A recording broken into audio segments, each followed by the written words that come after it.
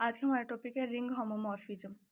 Ring homomorphism में दो rings होती हैं। If let R and R dash be two rings, a mapping 5 from R to R dash is said to be ring homomorphism if उस R में से, उस ring में से जो फर्स्ट वाली रिंग है, जैसे हमारे पास डोमेन, कोडोमेन और रेंज होती थी सेट्स की फॉर्म में, वैसे रिंग्स की फॉर्म में अगर हम बात करें तो वहाँ इसमें होता है कि एक फर्स्ट रिंग है और एक सेकंड रिंग है।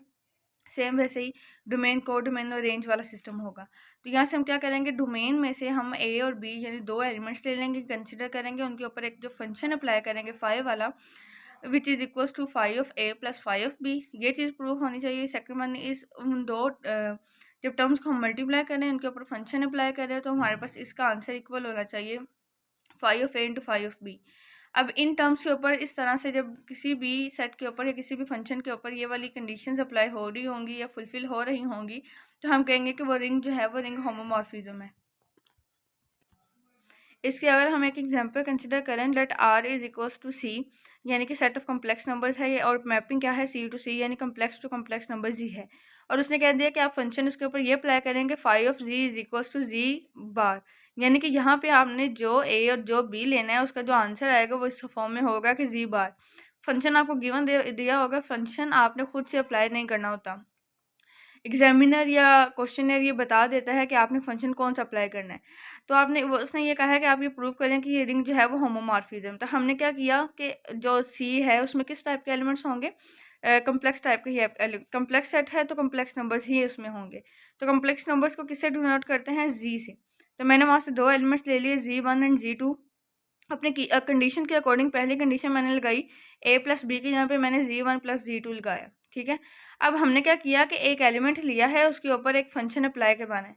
उसने ये कहा है, क्वेश्चन में ये गिवन है कि जब आप किसी भी लफ्ज़ के ऊपर फंक्शन अप्लाई करेंगे तो उसी एलिमेंट का बार लगा लेंगे आप, तो वो आपके पास आंसर आएगा।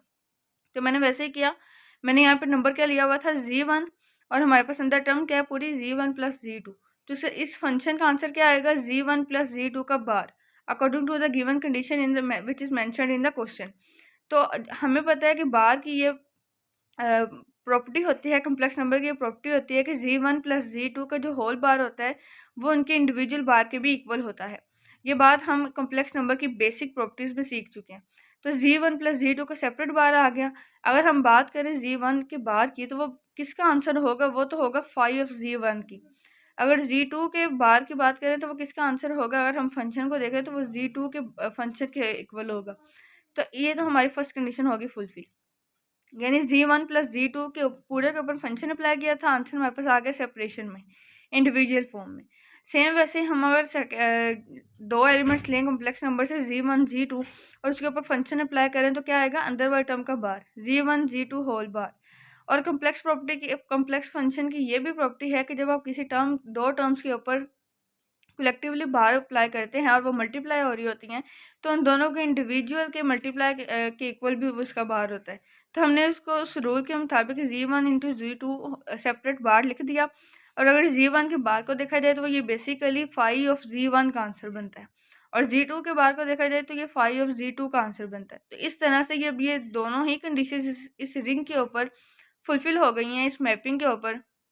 तो हम ये कहेंगे कि ये रिंग जो है वो होमोमॉर्फिज्म है। इसके अगर एक और एग्जांपल लें, तो let R be R ring and R dash is equals to are.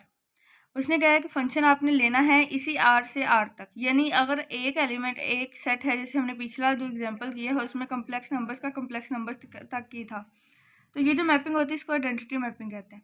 तो आर के आर के साथ ही है और इसका फंक्शन उसने कहा है five of X equals to X for all X belongs to R. इसके ये चेक करना कि ये रिंग होमोमॉर्फिज्म है या नहीं। तो let X Y belongs to R, हमने यहाँ पे क्योंकि एक्स और वाई टाइप के एलिमेंट्स हैं तो हमने एक्स और वाई दो एलिमेंट्स लेने होते हैं। रिंग में से मैंने दो एलिमेंट्स ले लिए। Five of X plus Y, इसके ऊपर जब मैंने फंक्शन अप्लाई किया, तो उसने ये बात दी हुई है कि फाइव ऑफ एक्स जो अंदर टर्म होगी वही इसका आंसर होगा इस फंक्शन का, जो कि गिवन है। तो मैंने फाइव एक्स प्लस वाई के ऊपर जब फंक्शन अप्लाई किया तो आंसर भी ये आ गया एक्स प्लस वाई।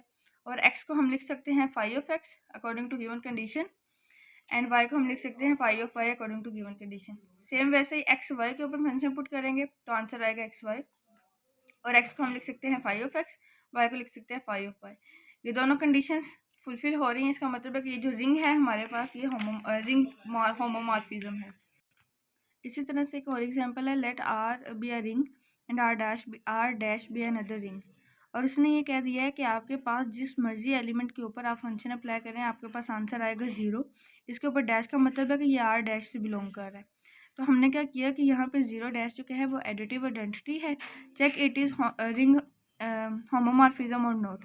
तो हम सेम वैसे ही 2 एलिमेंट्स लेंगे आर में से, यानी फर्स्ट रिंग में से 2 एलिमेंट्स लेने होते हैं। मैंने 2 एलिमेंट्स लिए और दोनों के ऊपर फंक्शन अप्लाई करवाया। तो गिवन में ये है कि आप जिस मर्जी के ऊपर फंक्शन अप्लाई कर दें आपके पास आंसर 0 डैश आता है। तो मैंने 0 डैश लिख दिया। अब 0 डैश को हम 0 डैश प्लस 0 डैश लिख सकते हैं, क्योंकि ये 2 0 को जिस मर्जी 0 के 0 में ये ऐड करेंगे तो आंसर 0 ही आएगा। तो अब 0 डैश को हम 5x भी लिख सकते हैं, 5y भी लिख सकते हैं। Same like that the second property, और दोनों प्रॉपर्टीज होल्ड हो गई हैं। तो हम ये कह सकते हैं कि ये जो रिंग है, ये जो मेंशन है क्वेश्चन में, ये एक रिंग होमोमॉर्फिज्म है।